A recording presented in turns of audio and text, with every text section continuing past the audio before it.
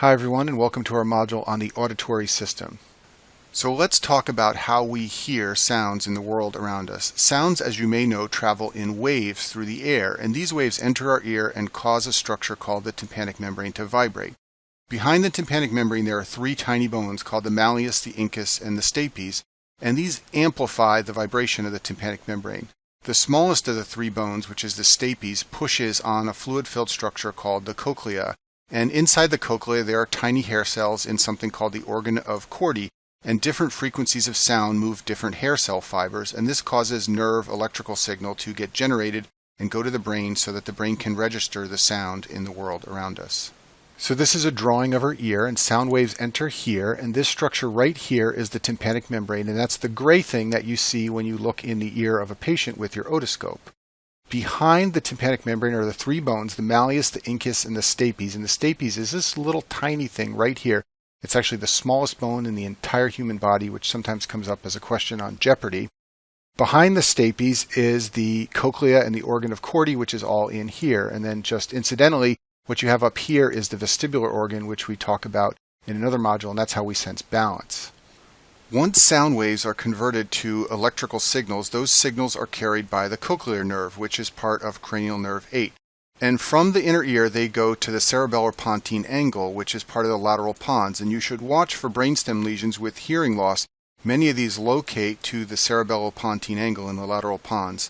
From there, the signals connect with many structures, and I've listed some of them here. The superior olivary nucleus, the trapezoid body, the lateral lemniscus, the inferior colliculus, the medial geniculate body, and the transverse temporal gyri of Heschel. I think it's fairly low yield to learn all these pathways. If anything, just know that there are many structures involved and that these are some of the names.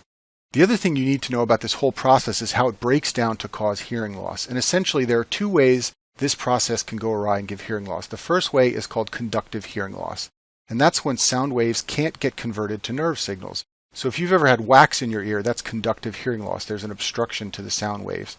Children who get otitis media have infection and it'll be hard to hear out of their ear. They don't have a nerve problem. They have a problem getting the sound waves to turn into nerve conduction signals. And then some patients have something called otosclerosis. This is bony overgrowth of the stapes, and it's a common way some people get conductive hearing loss. The other type of hearing loss is sensorineural, and that's a problem with the nerve. So if you've got problems in the cochlea and you can't convert the sound waves into nerve signals, that's sensorineural hearing loss.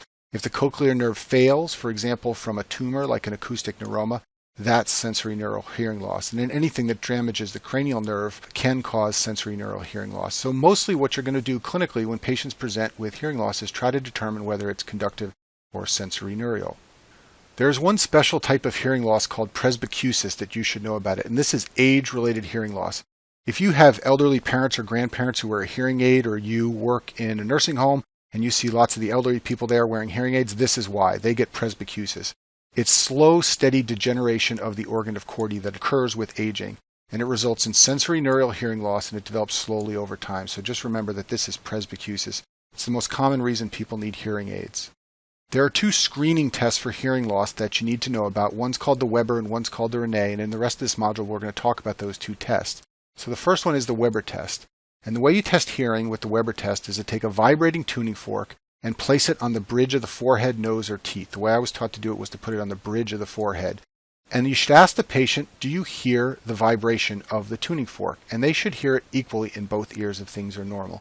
And if you've never seen this test done, you should go to YouTube. There are lots of videos of people doing the Weber and Rene, and you can see how it's performed.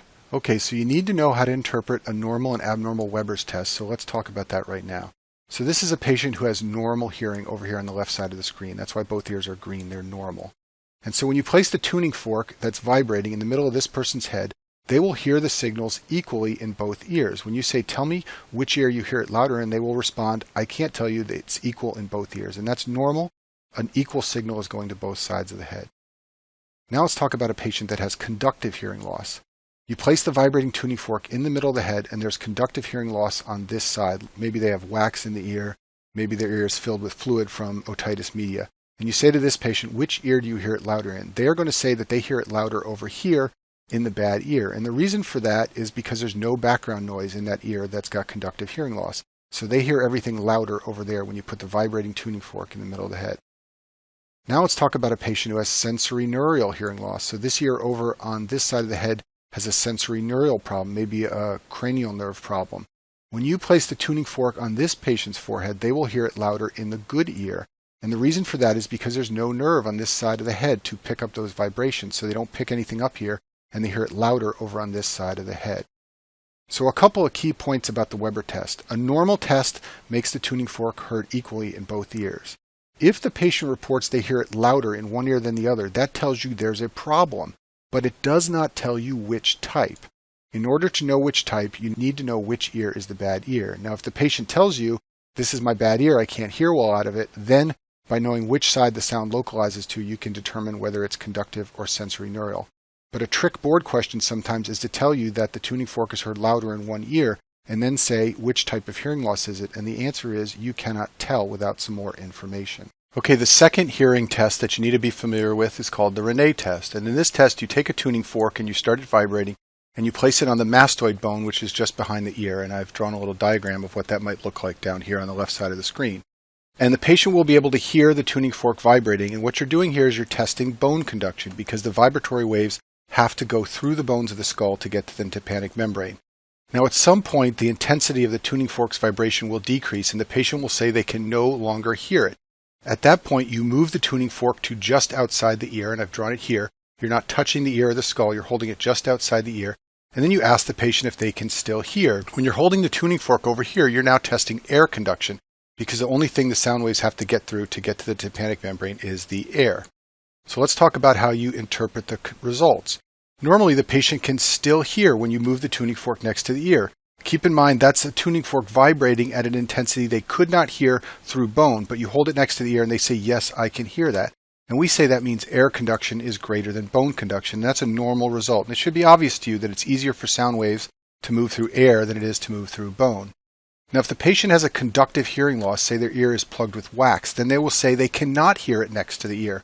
The fork's intensity will decrease to the point where they can't hear it through bone, and you move it to the ear and they say, no, I cannot hear that either. In that case, you say that air conduction is less than bone conduction. This is an abnormal result, and this is what you see in conductive loss. Now, in patients who have sensorineural hearing loss, they will still be able to hear the tuning fork when you move it next to the ear. And the reason is because in sensorineural loss, both air conduction and bone conduction are reduced. However, air conduction still remains greater than bone conduction. There is a way to do the Rene for sensorineural loss, but nobody does it anymore. You would have to test both the good ear and the bad ear. So in the good ear, you might get 10 seconds of bone conduction and 10 seconds of air conduction. In the bad ear, you would get 5 seconds of bone conduction and 5 seconds of air conduction. They would both be reduced, even though air conduction would remain greater than bone conduction, but people almost never do that anymore. The main purpose of the Rene test is to identify conducting hearing loss by finding people where air conduction is not greater than bone conduction. So I've summarized the findings of the Rene and Weber on this slide. So in conductive hearing loss, the Weber is louder in the bad ear, and the Rene shows that air conduction is less than bone conduction in the bad ear.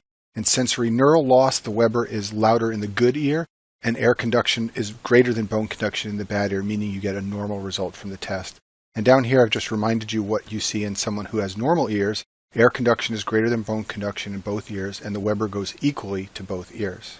You should be aware that the Weber and the Rene are really just screening tests. When you think someone has a hearing problem, what you do is you send them for audiometry, and this is where they go into a soundproof booth and a technician administers different frequency sounds to see what they can hear, and they create something called an audiogram, which this is shown over here, showing how well they can hear different frequency sounds. And this is how you truly diagnose hearing loss. The Rene and Weber are just screening tests. Let me just finish this module by talking about two types of noise-induced hearing loss.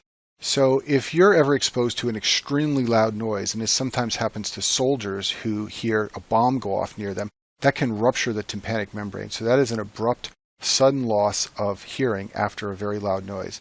And then, rock and roll stars who have long-term exposure to noise get damage to the ciliated hair cells in the organ of Corti, and they start to lose their hearing. And they first start to lose their high-frequency hearing. So things that are considered high-frequency are things like a bird chirping or a triangle being played, if you've ever heard a triangle in an orchestra. And then after the high-frequency sound goes, they begin to lose their low-frequency sounds. So low-frequency sounds are things like a bass drum or a tuba, and those are the last things to go. So this is what happens to people who have long-term exposure to noise. And that concludes our module on the auditory system.